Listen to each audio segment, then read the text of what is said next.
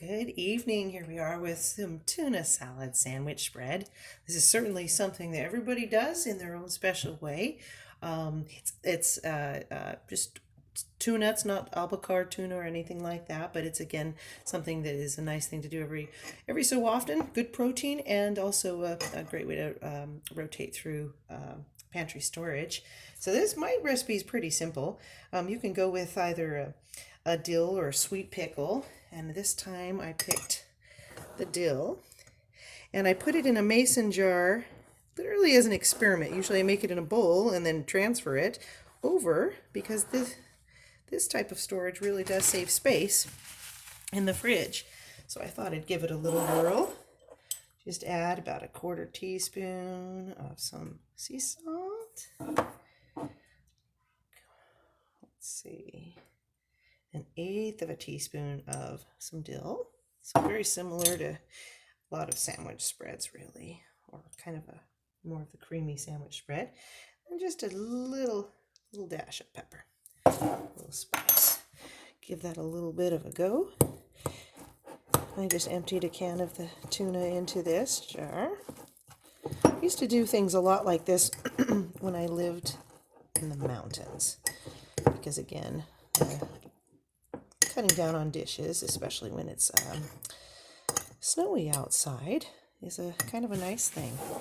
All right, and then I go be a little cautious with your mayo. I like to add a couple of teaspoonfuls at a time and just work it in, because you totally can go a little too far, I think. It's possible to. Give it a good stir. And I imagine very many people do know how to make a tuna fish sandwich, certainly. But I honestly did not know how to make one. It tasted pretty good until I was in my 20s. I grew up in the desert, and so fish was not something that was ever super common as I experienced it. Okay, another thing with the tuna is it might dry out. You want to just cover this. I like making it the night before, but you want to cover it and refrigerate to let all those flavors marry. And if your tuna gets a little bit dry, there might be a little bit of water build up on it from the pickle. Just make sure you give it a good stir. If it's a little dry, add a little bit of mayo. But I would say start with less mayo and add more to your taste, certainly. So I think we're just about there. I think next time I do this, I think I will just transfer it because it is a little bit awkward.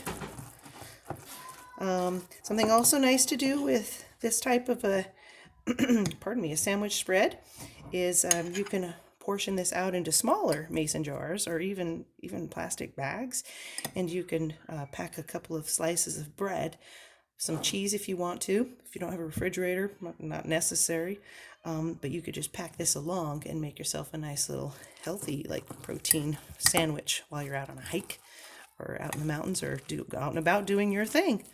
So it's pretty versatile, but I hope you do enjoy, and hopefully gave you a couple of neat little tricks that might make it easier for you. Have a lovely night.